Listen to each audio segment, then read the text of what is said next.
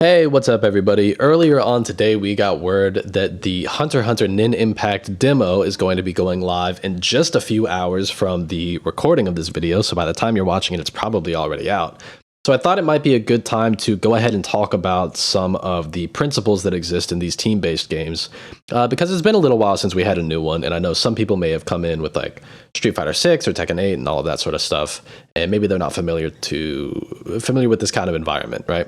So I wanted to talk about a couple of principles that are really, really common in these styles of games, and maybe just give you guys a sense of direction. Now, obviously, I don't have the game in my hands literally right now, so some of these things might be more or less important, especially given that this is sort of a demo environment. There's only 6 characters available to us. But I still think these are interesting to talk about, and we'll, continue to dive into these topics as the demo goes on. Cool. Let's get right into it. And I figure since we're going to be playing an anime game this evening, we might as well become anime ourselves. What's up, motherfuckers? I'm back. Okay. Let's talk about a couple of things. So, the first thing I'm going to talk about is sort of team building principles. How do you decide which characters go into which slots? There are 3 characters on your team, both in Marvel and in Impact, and let's kind of talk about what each slot fills, right? Your point character is going to be the character that you feel really, really comfortable with and that you want to play neutral with. Now, that might be because they have an incredible suite of tools, like, Magneto here, having projectile, another projectile, and also just incredible buttons, and an 8-way air dash, by the way. Or it might just be because it's a character that you really like and you're really comfortable with. Your point character is going to be the most time played in the game by far, so make sure that it's a character that you like, I think is good advice, especially for this demo type period, right? But another thing to consider is that you want your point character to be pretty resource light. What I mean by this is you want them to be a character that doesn't need the comeback mechanic like X Factor to like really get going. You don't want them to have to spend a ton of meter to be able to get going. You at times maybe only need them to have like one other assist to be able to operate. Things like this, things that don't demand a ton of resources to be able to operate. Sometimes we even refer to these characters as batteries because they are often tasked with the generating of meter to be able to use some of the tools that your other 2 characters want to use, right? So again, a character you're really comfortable with, a character you want to play neutral with, and is pretty resource light. That's going to be your point character. Your second character is probably the biggest like support utility character. This is sometimes the character that you're like the least excited about putting on the team, but you're putting there just because these are sort of the glue that holds the rest of the team together, right? So in this instance, I'm bringing Doom to this team because they have hidden missiles.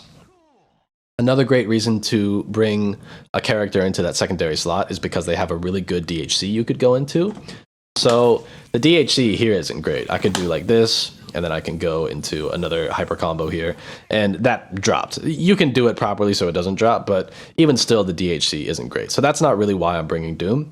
But if, say, Doom had like an install super, then I could throw this out, I could go into install, and then by being an install, I could turn that first super into like, I could either be safe because I'm doing something invincible and then going into something that puts me in a neutral state, or I could turn it into frame advantage and try to like go and get a mix-up or something like that, right?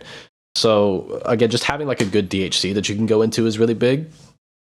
And this is specific to Marvel, but here you're able to do these, I honestly forget what this mechanic is even called, but these like aerial rave type things, right? So because of that, you're sort of looking for a character that can fill in those slots really well, right?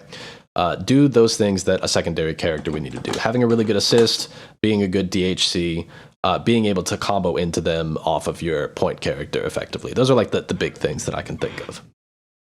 And then your final character, that character in that last slot, that's your anchor. The things that you're really looking for in an anchor are characters that get a lot of benefit out of using the comeback mechanic. The X Factor is present obviously in Marvel 3, but you have like sparking in Dragon Ball, and I think it's called like Overgear in Hunter x Hunter, something like that. So these team games often have this type of mechanic, and your last character you want to be somebody that can benefit from that heavily.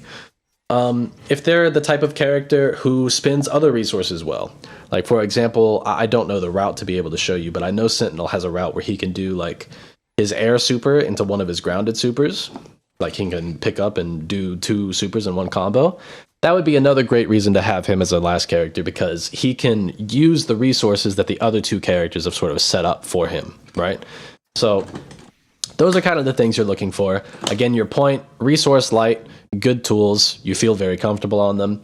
Secondary character is a utility character, mostly for their assist, their DHC routes, stuff like that. And then your point character, using that comeback mechanic really effectively, and being, the more resource intensive between the point and the anchor, right? Those are the big things you're really looking for. Next, let's talk a little bit about how neutral works in these games. So if you were coming from like a Street Fighter 6 or a Tekken 8 sort of background, I think it would be pretty fair to say that neutral ends at the point that a player is hit, particularly once like sort of a meaningful hit is landed.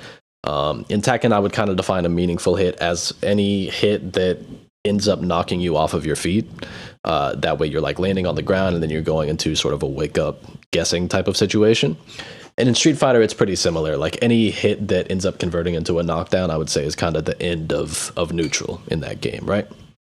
So landing that kind of hit ends neutral in like a standard fighting game.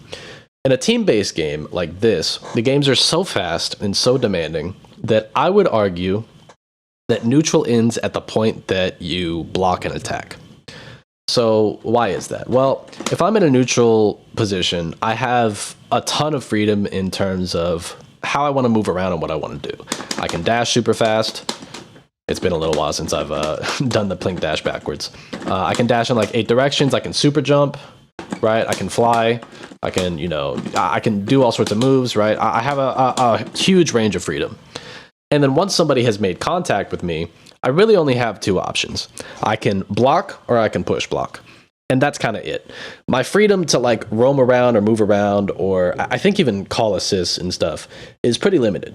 So you're not really able to play the whole game once you're blocking. You're kind of forced into like the defensive role at that point. But that's kind of true of other games too, right?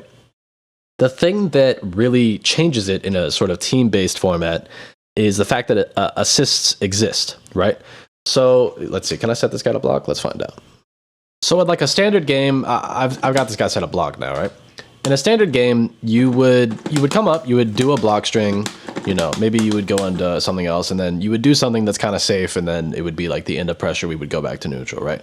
But in a game like this, I could call friends, I can call assists, right? So as soon as I've made contact with you, I know that you're not moving anymore. So I can very easily like come in and call an assist behind it. And now, right?